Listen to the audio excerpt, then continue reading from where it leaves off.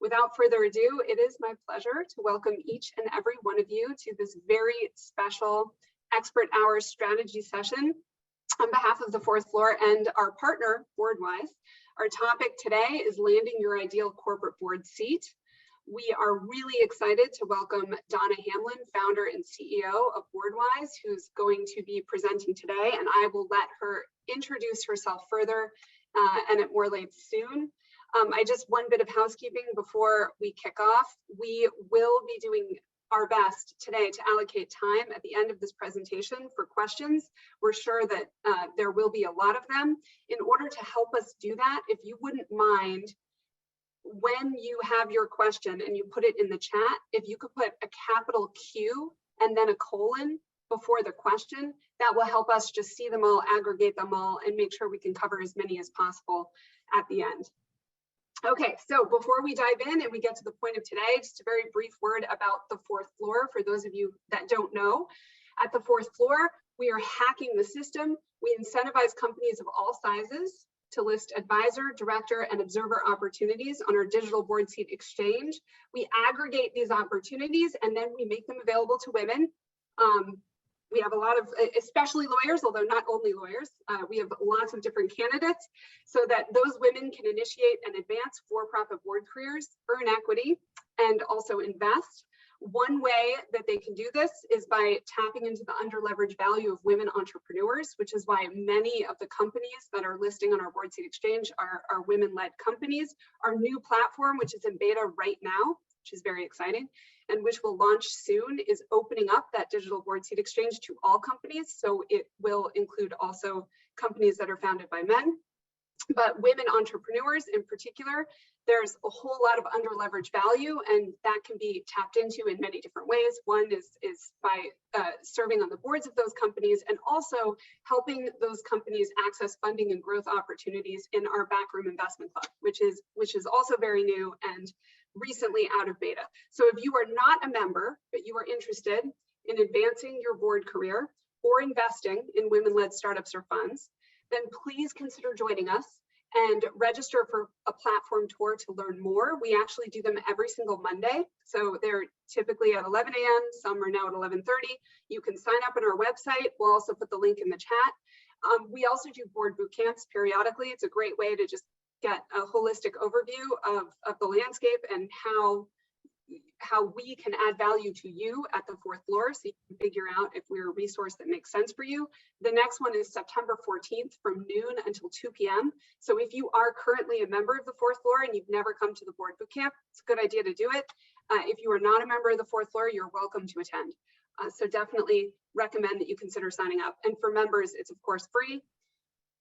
And then finally, if you would like to join us, but you're not totally sure about the fee, please talk to us so that we can help you talk to your employer and get your employer to underwrite the cost and become a pay-it-forward partner in our initiative. So essentially get your employer to participate in our board seat exchange and in this ecosystem. And by doing that, it benefits your employer and it benefits you. Okay, so enough about me and the fourth floor. Let's get to the point of today.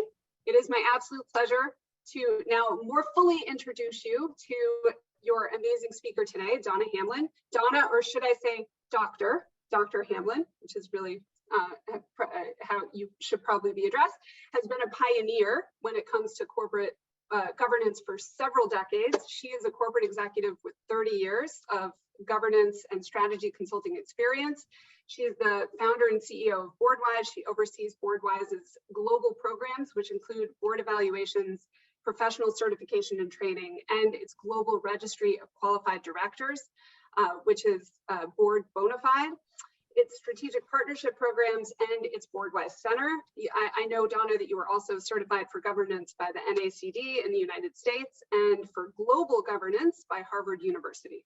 So not qualified at all. I will let you take it from here, and please introduce yourself at more length. Well, to be honest, I wasn't in governance as far back as I was in management consulting. We started 40 years ago, and we had the luck of working in 52 countries. And it was about 14 years ago when a number of clients started complaining about corporate governance matters. And we looked at it and said, gee, this needs attention. So we set up Boardwise as a subsidiary to take a look at this. And because we had our footprint already in many countries, it was smart of us at the time to say, we're going to help with global governance and understanding that. And for those of you that have ever looked at governance from one country to another, governance is not governance is not governance. It's different depending on where you are. And the mistake many companies make is they think because they're on an exchange in New York, that the rules there apply in other places. So what we're going to look at today, though, is one important feature or factor about getting on boards, which is finding the right match for what you bring relative to what's already in the board. Now, I'm a techno peasant, so I'm going to try and share my screen for a second, if I can do that. Oh, boy. All right. Tell me I've got it right. What we'd like to do is take a look at an understanding about the factors that make for a high performing board and how to leverage your understanding of yourself so that you can find the ideal match.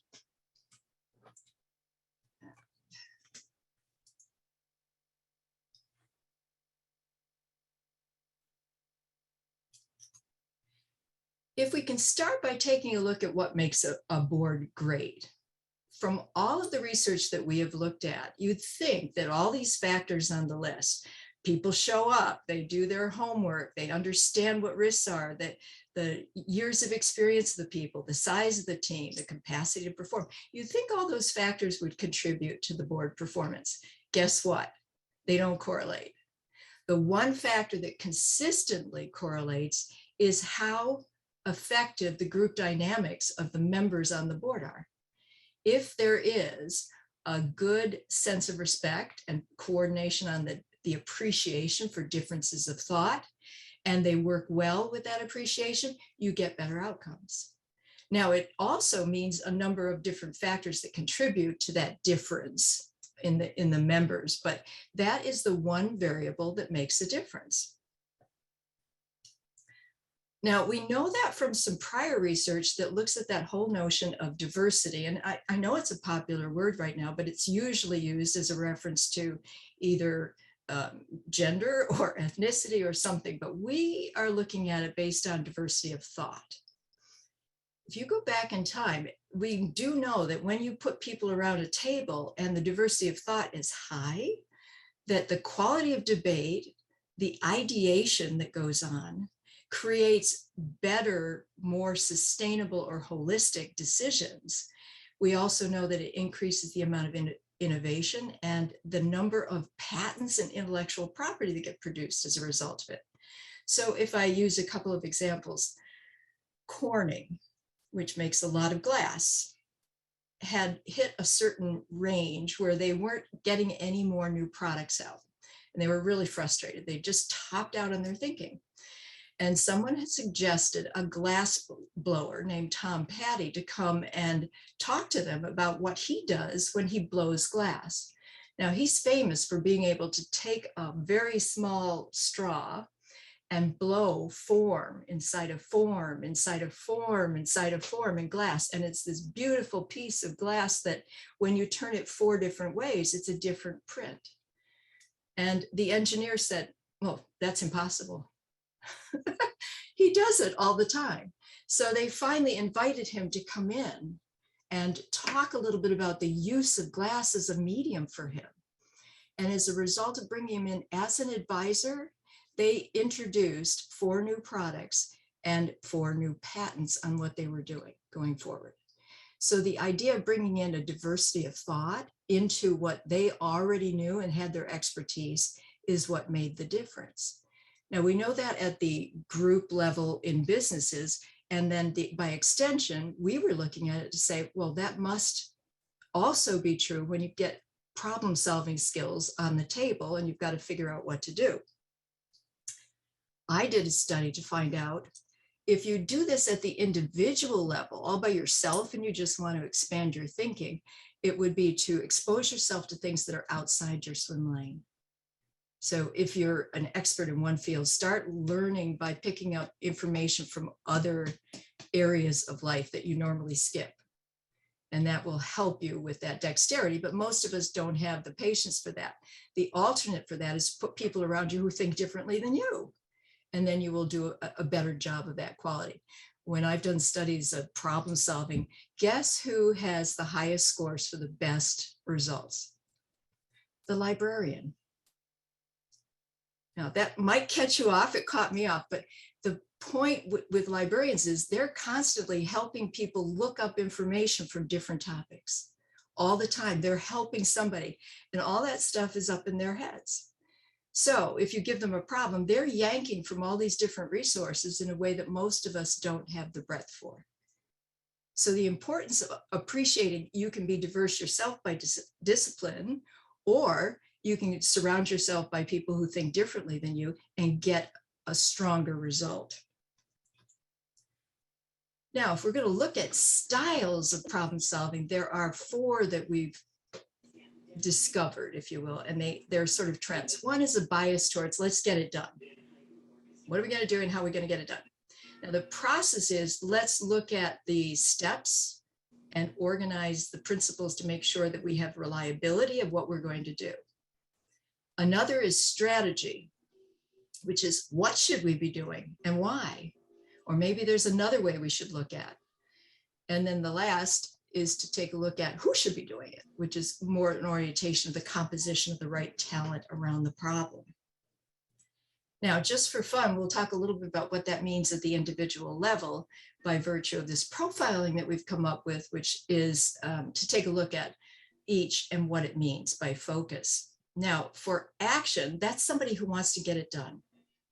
They will define, and they're very passionate about that. They're good at defining a vision of where we want to go and then making sure it gets done. So the focus is, are we done yet? And they tend to be quite efficient in the use of time. Their vision is short-term. It's more incremental. Let's get this, let's get this, let's get this. And so they have a very high work ethic. They don't have a lot of patience for things that are outside of the work itself. So showing up at today's meeting would probably not be what an action person would want to do because it's not on point to the real enterprise. And they're usually people who come in very early during the workday. They're the first ones to show up. They don't like meetings that are not relevant to what is purpose and the effectiveness of that day. So their patience factor is quite different. Now, their complaint is we have more time, we get more done. Now, compare that to somebody who's more process oriented, who is more affectionately known as a regulator in the positive sense of it. They tend to look at the details of what's going on to make sure that there is a consistency of the work so that we can count on, if we have a process and we're going to use it, that everybody uses it right and we're reliable in that way. Now they're a little bit more slower because they're breaking the components down and understanding so that we've got that consistency. Their vision tends to be a little bit more narrow, and they are affectionately called bureaucrats, but in a positive sense. And they're very reliable in the use of their day. You can count on their meetings being the same, that they arrive and they leave at the same time. There's rigor in the disciplines that they have in their life. They always have a clean desk, and they have the same agenda flow and processes for themselves. They represent what they'd like to see in the world. And of course, they, as a complaint level, would say, if we had more rules that people actually followed, we'd get more done and we'd have better outcome. Now, by contrast, the strategy people are the creative ones. They're the ones that have 90 ideas before breakfast, and they love change. They envision a million things very fast. Their vision is wide. They're known as the arsonists because even if something's working really well, they mess it up and try again just for the fun of it to see if there's something even more clever they could do next time. Now, from a management stand, those people can be a little bit overwhelming because they have so many ideas. Imagine you walk in and you're the boss, you're a creative person, and you give 6 ideas to 6 different people and say, go run with it for a while. And then they come back the next day and they say, You know that idea I had yesterday? Forget about it. I came up with a better one. You can't change my mind. I changed it myself. That can be a little bit overwhelming, but the belief that anything is possible is the beginning for people to say, nothing is impossible. And if this problem is scaring you, don't worry about it. We will solve it. So they don't have an appreciation for time when it comes to board meetings or things, because if they're on a roll and they're cooking on a great idea and they're getting people frothed up, they don't want the agenda to hold them back from use of that time. They talk a lot. They like to blow things up and start them over.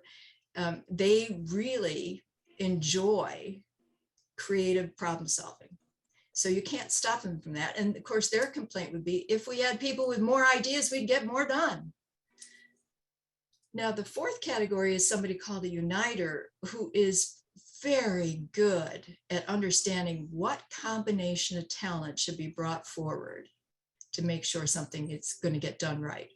They're excellent at teamwork. They're very respectful of individuals and understand them, and they take the time and dedicate it so that they really know everybody in the group.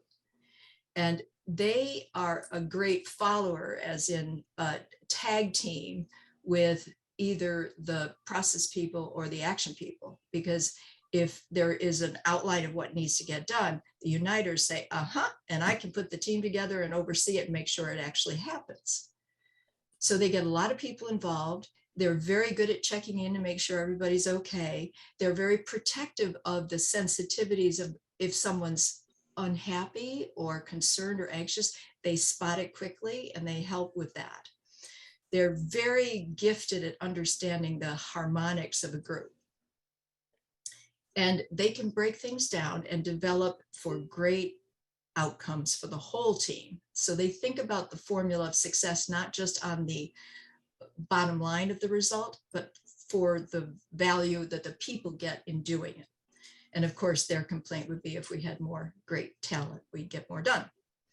Now, there is a category of people that are called the deadwood. They just show up, they sneak away, they don't complain though, they're there. And when you're looking at organizations that may have those, they get skewed out after a while because they're not helpful. But those four orientations are sort of natural stamina that we grow up with as a formula for how we attack and do our work. Now, if you throw that forward into what happens at a board table, we've done some research to take a look at how those styles express. And if you look at it here from the notion of sitting at a board, there are actually 5 group styles that show up. All of these are good. They're not bad, they're all good, and they all contribute. And to that notion of diversity of thought, if you have a group that represents the mix of these, you're going to have better discussions than if you have too much of one. If you're homogeneous, imagine you get on a board and you've got nothing but challengers, and I'll explain these in a minute, but if you have that, you don't have a board, you have a party. Everybody gets along, they all disagree the same way, or they all agree the same way, but it's not real discussion. So let's talk a little bit about these styles as it ties to what I just showed you.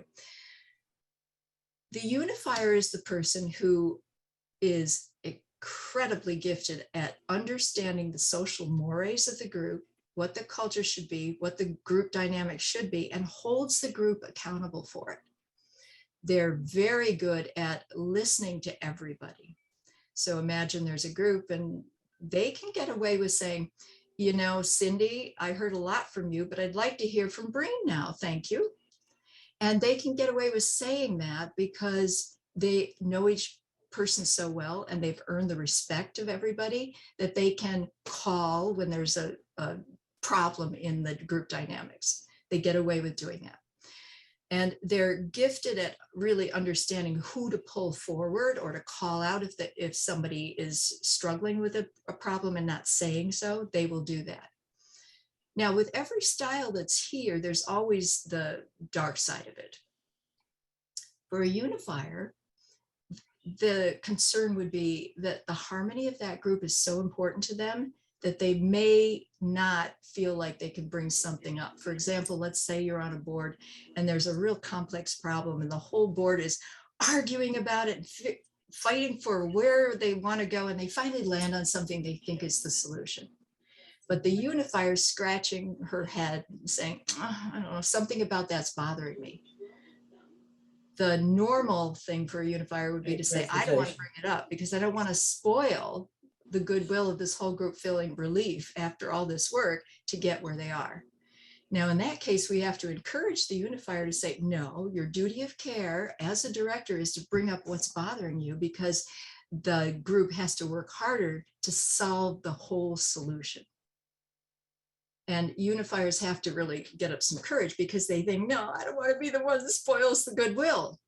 And if you don't, then you haven't done your job. Now, the other thing to understand, if you're a unifier, if you turn out to be one, you find out later, is that you have the highest diplomacy skills of anybody in the room. And so if you're going to bring it up as an issue, you'll be the most respected of anybody for it. There's nobody else that could do it better.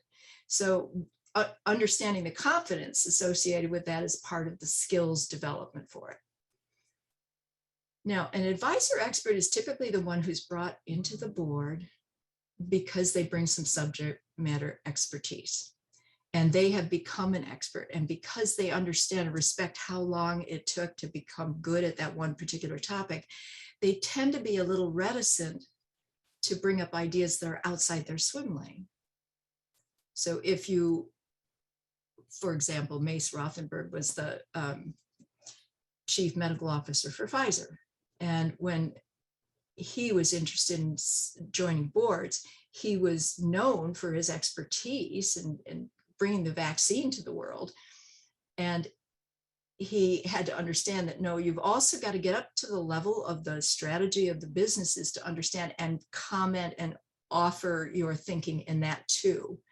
And out of respect, he would tend to otherwise, not just him, but anybody who's not, to have an idea, but be afraid to bring it up because that's not their swim lane. And so they would go talk to the chair of the board and say, why don't you bring it up? And I'll say you're a genius and we'll go from there. So the idea is to let them know that they can talk this way, not just this way. Now, challengers are different yet again, because they're more that action oriented. They are extremely gifted at articulating, here's where we are, here's where we're going. We've got lots of things that we have to get done, and they can capture the enthusiasm of a group that something is possible and we're going to get there and we can succeed. Now, they're not necessarily as gifted at how as they are at managing if somebody else says how. So they partner very well with the change driver who listens to the vision that the challenger brings forward and says, okay, here's 19 things we can do. And then they become a powerhouse together for the people who may be doubtful that it's possible at all. Now, the trick with the challenger is that they tend to be articulate and they can be very faith-oriented and passionate, and they can get people excited, but they can get impatient too and be a little hypercritical. So it's more tone than anything else. You could say, here's where we are and I can't wait till we get here. It's going to be exciting, versus here's where we are, damn it, and that's where we ought to be, which is a different expectation level. And I worked with one gentleman from a major law firm who said, yeah, that's me. And every time I show up in the annual meeting, I'll go, Michael's here, because it can be exhausting. And I said, find your change driver and partner together, and then it'll be fine. And he called a year later and said, that's working really well. So it's understanding how you build that positive presentation. Now, the one in the middle, or sorry, change drivers next, is the one that has all that creativity, and nothing put forward is impossible. So what we know from the research is that if we can get more change drivers in boards, you're going to get better results. And that's for study of businesses at all different levels of the cycle of a business, early stage, mid, distressed companies. Get some change driver enthusiasm there. Now, they're not necessarily the best to manage the things, but they're great at the front end for creating possibilities. The rarest of all the styles is the statesperson. They're rare in that they are the only ones, and we've done testing on people across all these different countries now. 1 out of about 900 show up as a statesperson. They have an equal amount of all the 4 styles. It's very integrated, very balanced. And what they're gifted at is the ability to negotiate or broker deals when people are disagreeing and don't understand each other. They're exceptional at getting where a group is stuck to push through and find something that they can be pleased with. And they can be very exceptional in that work at committee level or at the board level. They're hard to find. And once they are found, people don't want to let them go because they have that ability. As a default, however, because there aren't a lot of them, the unifier tends to be the one that becomes the chair of the board because the diplomacy skills substitute in some ways for the others. When we first started doing this and we're testing it, we had the chair of the board for Asia for Deloitte, who came up as a statesperson, and she asked a really good question. Have I always been one? And I said, that's a great question. I don't know, because we haven't tested over time to see if we evolve or change over time, or whether this is sort of a poll in the beginning of who we are and how we think. It would be a great study, but we haven't done it yet. You'd have to sort of take Breen at 15 and then follow her career and see if she evolves, right?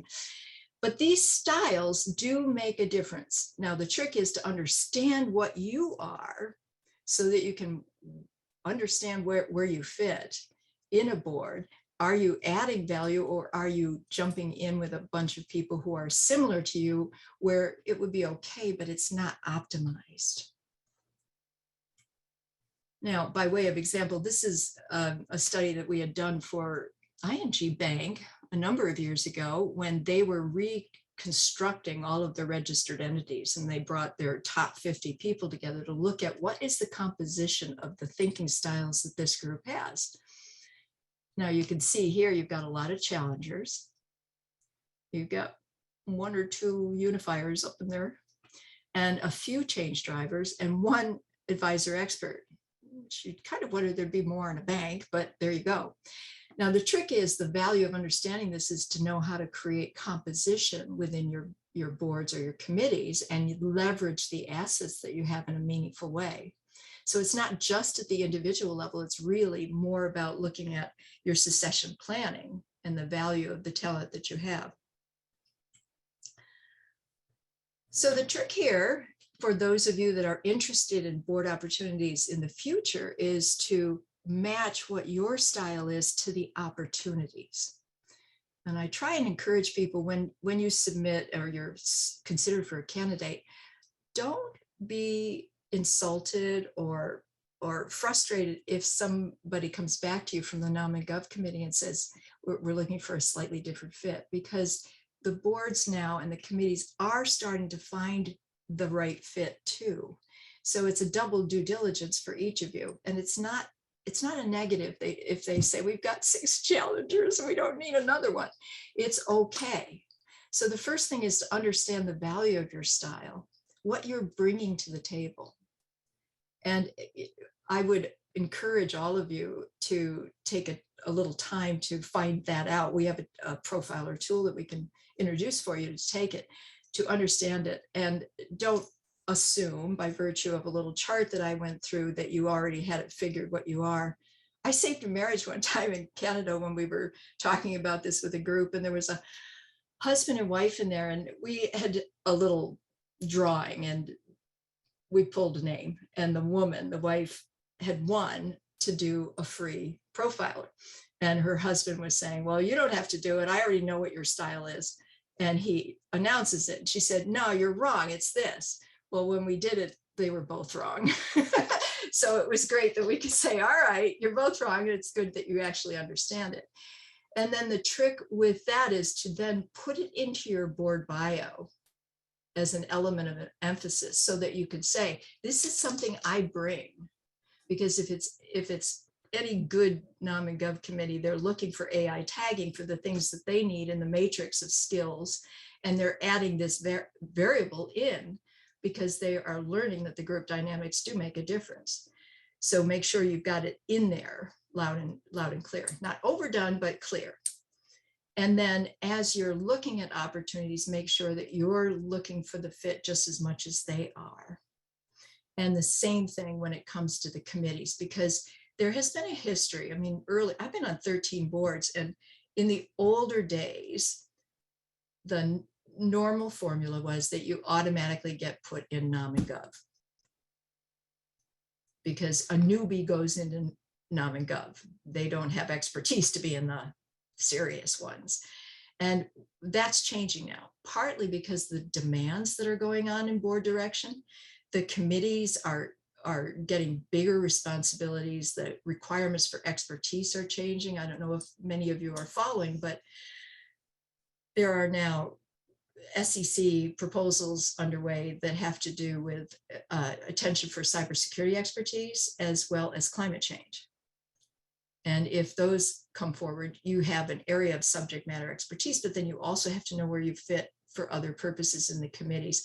And some of that work is getting distributed across the committee. So it's getting more complex, which in many ways is great for each one of us for our flexibility to contribute or bounce around and do a little bit more in the committee structures than we ever had an opportunity for before.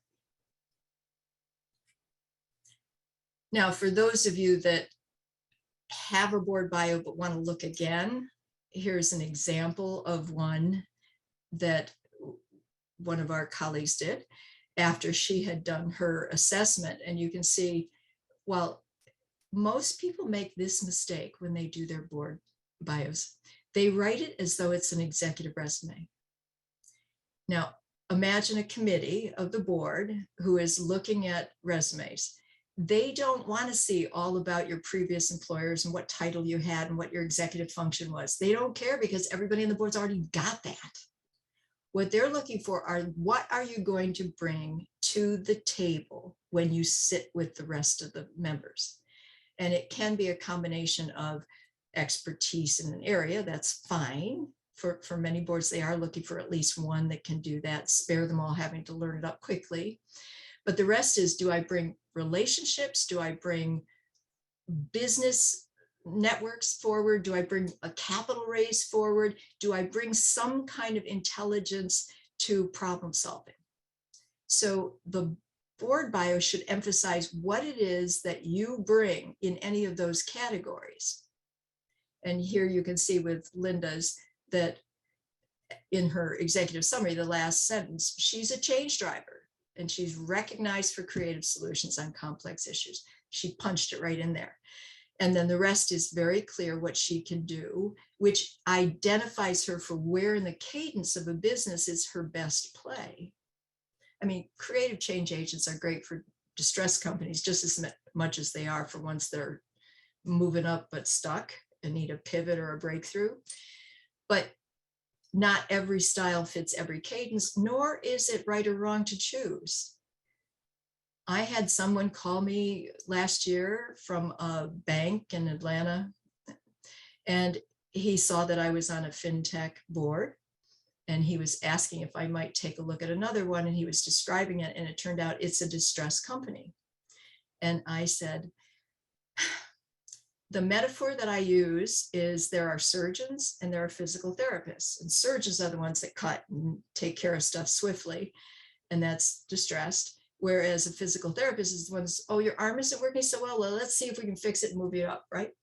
And he laughed and said, okay, I get it. I know when to call you. There's nothing right or wrong about choosing those other than your own personal preference. And that's a walk along the beach so that you know where to play in the cycle of a business. Now, some of these styles lend themselves strongly to some, and others, if you want to just try an experience that's new, that's fine too.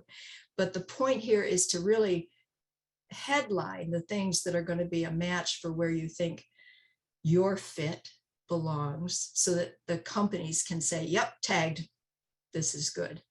Now, in the case of Linda, she redid her board bio, and this is the one that got her her first board seat within a month after she had circulated it. And we're not suggesting that this is the only way to do it, but it does get more pickup if you're doing this as a strategy. And if you can create something powerful this way and get it to the right hands in a network, you're going to have people finding opportunities for you as opposed to you sending it out to everybody and praying. So the tighter you can do this, the better. Now, the trick is, once you're on a board, if you really do understand the group dynamics well enough by virtue of the styles of people, you develop a different capability yourself, because respect for diversity, it's not an easy thing. I mean, we say we want to be inclusive, but when you are sitting next to or across from someone and you think, what the heck is that person thinking?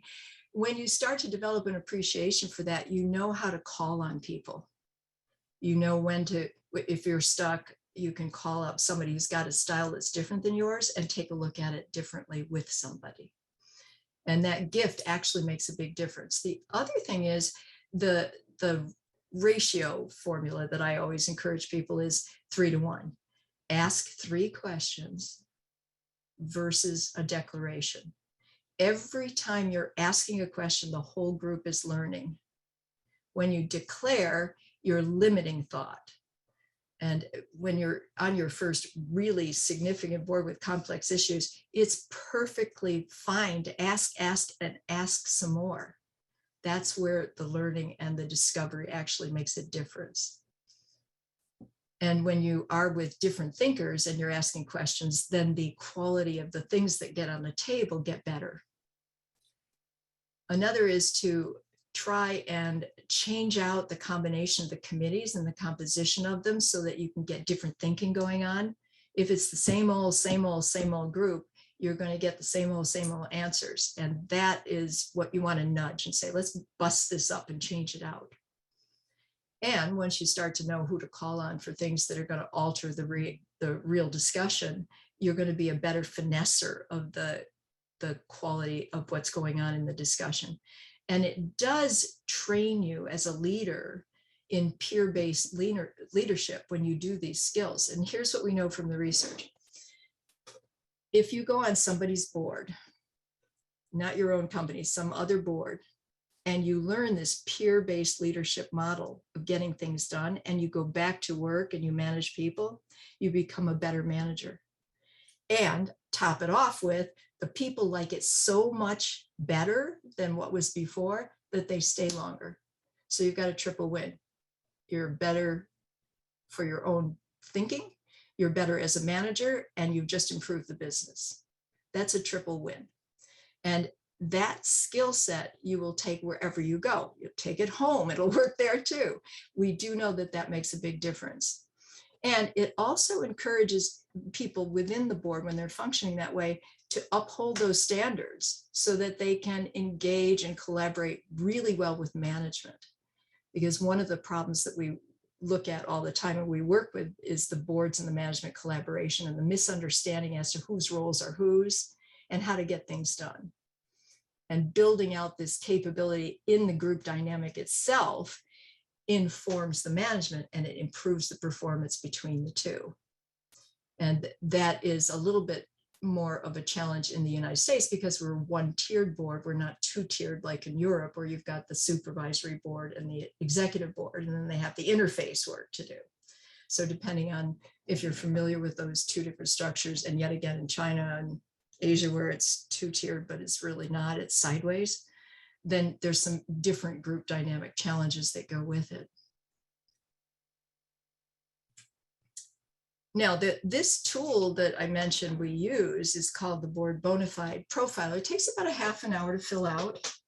And then we sit down and review the findings with you as an individual to figure out what's the highest and best use of you. What could we do that's going to make a difference for you as a strategy? And one of the things that people forget to think about is getting out of their own swim lane. Let's imagine you're in an industry and you know that, and you think that's what I should bring. I would encourage you all to look this way, go lateral, and find opportunities that make sense in the supply chain of your industry or your knowledge, because that can make a difference. I worked with a guy named John Genova many years ago who was in upstream oil and gas. And he got to a stage in his career where he thought it would be good for me to start looking at board work. And if he stayed in upstream, there were things he could do. But what he did instead was look at the supply chain and found if these suppliers understood upstream better, they would do a better job with what they're doing with their products and their orientation. And he made a case for it, and he wrote a letter and he sent it to 5 chairs of the boards in 5 different suppliers, and he got 5 offers. Now that's a lot of homework for him to do for himself, but targeting that way makes a lot of sense. The board I'm on right now is a company in New York City called Daily Pay. It was started by a man out of Goldman Sachs. All a play of fintech to create an employee benefit where they can draw down their earned capital whenever they need it, as opposed to waiting for their paycheck. It's a great idea. He was starting by working with smaller mid-sized companies, and he pitched to the CEO, and the CEO would say, no brainer. Then he started getting into larger accounts where the CEO would say, go talk to the head of HR. And he didn't know anything about HR. I got a referral from someone who knew my work and a strong background in HR, and they said they need you to teach him. And I joined that board and I trained him up. And his first question to me was, what is this thing called total rewards? I mean, he could not pitch the idea of what he had because he didn't know the audience very well. Within a year, he got all of that, and it has gone through the roof. This company is doing great. Now that's a lateral play. My background is HR and strategy, but I could do that and make a difference to help him break into the market that he really needed. So if you could start thinking about your own careers as breakthroughs for another that would value that, that's really smart, because you become a much more valuable contributor.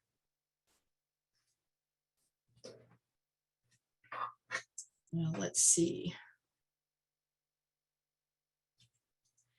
I think at this point, I'm not sure who's checking the chat room, but I've done a lot of talking, so maybe we could open it up and let somebody else ask a question. That sounds like a great idea, Donna. I have been keeping track of questions that have come into the chat, so I have gathered them all and I've sort of organized them loosely around the topic. So I was thinking I might just dive in and kind of feed them to you. The first relates to whether or not your categorization system correlates at all to the Myers-Briggs personality types and styles, or anything else out there like that. Well, they're different. This one is specifically focused on problem solving, whereas Myers-Briggs is a little broader a concept than that. So I wouldn't say that they're out of line. I would just say that their focus is different. The purpose of this is really, here's the problem and here's how I come at it. Right. Okay. Now that's helpful. And then, so a related question relates to how nicely people fall into these buckets. So the person who's asking this question is mentioning that they feel a connection to many of these different roles, but is it that you have a dominant area, but you might have little bits of shades of, we all might be shades of the politician, but we are more in one bucket versus the others? Yeah, we have what I'd call it a dominant style and a wing that you would probably say, and depending on whatever board you're in or whatever group, because we do this at the management level too, you will experience some of these over the course of your life. It's just what you have a proclivity to do. And we get into patterns. That's what brains are all about, is patterns. And also how you think about what's important. I have a partner in life who is very shy, very quiet, and very thoughtful, introvert, and really bright. And I am all about get it done, get it done. And I drove to a client site and was due at an evening event at 6 p.m. in San Francisco, and I was an hour and a half away, and he was to join me, and it was a duty of care for one of my clients, so I didn't want to be late. I get in the car, and there's an accident, and there's traffic, and I realize it's not going to happen. So I call my friend Grant and said, why don't you go and cover for me, and I'll get there, and it'll be okay. And he says on the phone to me, well, I'm stuck in my car. Where are you? And I give him the location. And he said, okay, you're 10 minutes from a BART station. Park your car, jump on it. You'll hit this. I'll meet you there and we'll get there together in time. We'll go get your car later. Now, my orientation was to just cover face with the client. His was solve the whole problem. And then I don't have to be there by myself being embarrassed and alone. He had a much better solution, even though we had to go get the car later. That's a little time loss, but his problem solving skill was so much smarter than mine. Now, I love that.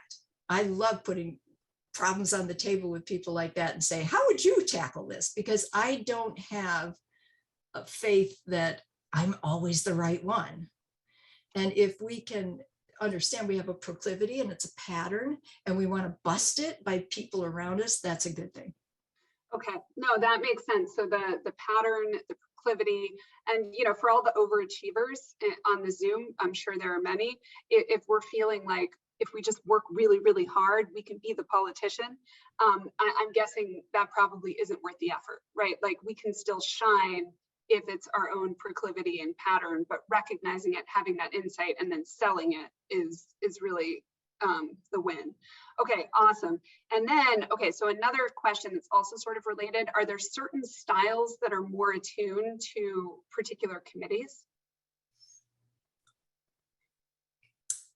Change agents in audit committees are really valuable because mostly what happens with the audit and risk committee is that those are people who are studying to make sure that there's regulatory compliance and there's no mistakes, right? But the appetite for risk in those personalities is low. And if you've got creative juice that's coming at it, it can break some of that problem up. So that's a good use of it. It probably will drive the change driver personality crazy to be around so much of that because it's so stuck. But that's where you make a difference. And if you are trying to bust up some of that concern, because risk appetite is different by style. Unifiers and subject matter experts tend to have lower risk appetites, whereas the others are higher.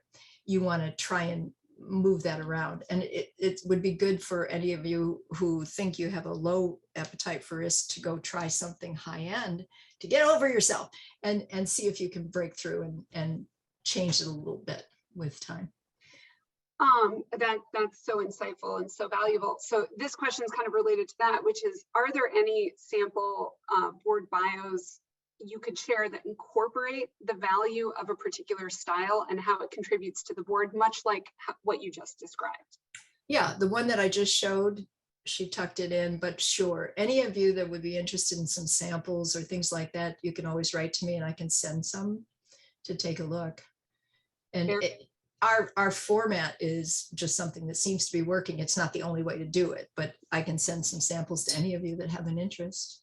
Right. Well, very cool. And we can also speak offline about, any of those samples that maybe we could incorporate into some of the materials we have. I think it's just fascinating and incredibly helpful. And then sort of on a related note, some people are asking about how they can access the full quiz or test to analyze their personality and get a better understanding of this board bona fide registry and how it works. So for the people that are wondering that, what is the answer? Yeah, you can go online to our website and there's a section called the board bona fide and you can click there and register. And it takes about 25 minutes to fill it out. And then once it's completed, we notify and set up an hour consultation to go through it together. So once one has done it, then you're in our registry, which could be another way of getting yourself known. Not that our business is really a search business, but we're membership based, and companies that are members of our group oftentimes will call and they're looking for a candidate, and we do our eHarmony for board directors across our registry and identify the candidates who are a good fit. And then we can call and say, would you like to be considered for this? If so, subject to your yes, we put you forward.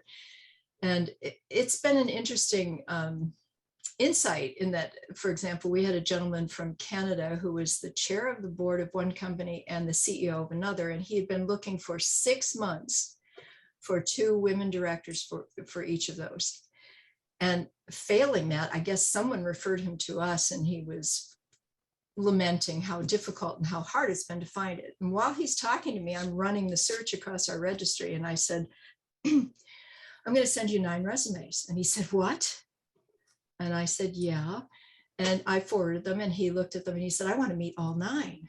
Where did you get these people? And so he interviewed all 9, and then he called and said, I'd like to hire all 9. And I said, no, it doesn't work that way. But by definition, people who trouble themselves to do this and understand that the fit is important, by definition, they're just better quality candidates. And, he's thrilled, and he's telling everybody that you got to go here to find the right people. And our registry is international now, in that we had some lucky opportunities early on. That I don't know how many of you might know about Malaysia's law was passed that they mandated you had to have 30% of the directors being native Malaysian women before they had any women trained. And we went over and did all of this work, and then did the certification program and got everybody fit to the right things. We placed 1,564 women into board roles. And is there a similar, are you seeing something similar in the UK with the recent legislation? I know I've noticed a lot more UK-based opportunities being posted. Yeah, they're opening, and Canada is starting to open as well, because they created similar, they've moved from principle-based governance now into more required duties. And so we're talking with them about doing something somewhat similar to what we did in Malaysia, because they're pushing it, but they're not ready with the talent. So, yeah. Very, very cool. And so as everyone can see, someone asked about the website to be able to register and, complete this. So we put it in the chat, and also we'll send a follow-up email and materials and this recording after this event, and we'll include that as well, Donna, so that everyone can access it. That is, yeah, sorry. I was going to add just one thing. Knowing your style and knowing what the group is really helpful. And the other is I have a colleague of mine who says board work together with other directors brings out the best of people and the worst of people. So many of the topics are very emotionally triggered, and be prepared that you're going to run into different reactions and styles. And knowing this gives you a different grounding wire for handling when those happen.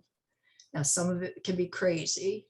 I sat at a board meeting. I wasn't a board member, but I was attending for a presentation with a group where the chair of the board didn't like what one of the directors was saying. This was in Asia. And the chairman said, if you bring that up again, I'm going to kill you. Well, I guess the director thought he was kidding. And so 20 minutes later, he brought it up again. And the chair of the board got up on the table, crawled all the way over and started choking him. And of course, they pulled him off and they sorted it all out. But the GC that was taking the notes said debate ensued. And, you got to wonder what that's all about. And I was on a board a couple of years ago where there was a gentleman from the UK who sent an email accusing me of doing something with the CEO as a sidebar to queer out something else, And I wrote and said, that's not true. And here are the facts. And he wrote some rationalization for why he did it. And I said, it would have been better to inquire than accuse. And then he wrote a very long apology, to which I did not respond. But the group dynamic with me and him after that has been excellent, because all I did was stay cool and call them on it. And you have to know enough about the styles to know how to address those in a way that you're going to get through it so you can continue to work in better terms and better ways going forward. We don't spend enough time with each other as directors as we should. And it's hard because it used to be that boards got together the night before a board meeting and had dinner and they got to know each other. It's not happening as much now because everybody's looking at intangible assets and saying, no, the company shouldn't be spending money on your playtime. And so you pay for it yourself. Just get the time and to really know your directors, because the more you know about them, the better it will be when you work together. Really, really interesting. Okay, so I know we are almost out of time. There are still a couple more questions. Okay. Let me see if, okay, so one's very quick, just thoughts on third person versus first person when it comes to your board bio. Like, is third person too impersonal, or do both work? I'm not sure that I have any research that would tell you one versus another, but third person is more readable. There is a secondary, I problem with when you're writing about yourself. And if you can get more of yourself presented as we, when you're writing about you in your third person, it's more about we or about others. I think that's probably wiser, but that's just me. I can't say that that's research-based. That makes sense. Okay, so one more hopefully quick question. Do you have any tips on how to translate not-for-profit sector experience into a corporate board role? And then the last one is any insights about landing a seat with a tech company in particular? And I guess both those questions, if based on your research and your particular insight, if you have anything to say on those 2 points. Well, when it comes to nonprofits, you learn a lot about some of the fundamentals of good governance with nonprofits. Unfortunately, they are not seen as a stepladder to the private and the public. A better strategy for lateral play would be if you go back to the colleges or the universities and see if they are doing any openings for the trusteeships. Because for whatever reason, people see that because of the regulatory stuff as a comparable. That's a better strategy. And we've seen it pretty successful for a number of people. If you're doing nonprofit work, just do it because you love what you're doing, because you're going to spend a lot more time and it's more of a working board model than the public or private. And so you learn different skills and you have different obligations. But if you're trying to break, I wouldn't say that you can leverage one or the other. You should put it down that you've done the work, of course, because it does have some play. But you're better off trying to find some early stage companies in accelerators or investment funds that are looking for advisor and board work, and then you grow with them. It's a great experience to get one that's growing and then it goes through an IPO and you've gone through the whole season of that business. And you went from private to public through the process, which is great. Now, not everybody agrees with me on that, but I think it's the best way to do it, and it seems to work.